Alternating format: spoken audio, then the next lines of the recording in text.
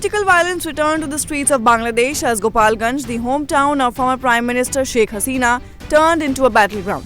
At least 4 people were killed and several others were injured after a major clash broke out between Awami League supporters, the police and army, and members of the newly formed National Citizen Party, that is NCP.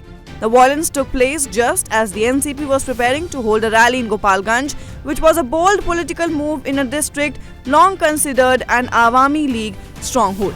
The NCP, formed by youth leaders behind last year's mass uprising, has been gaining national attention. But its rise has not been smooth, especially in areas loyal to the Awami League.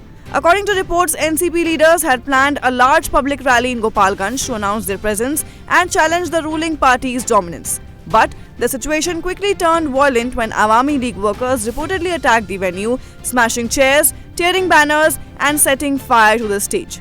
Eyewitnesses also reported the use of homemade bombs and petrol cocktails during the attack. Now, as the violence spiraled out of control, security forces including police and the army intervened, and to disperse the crowd, they reportedly fired live bullets and tear gas.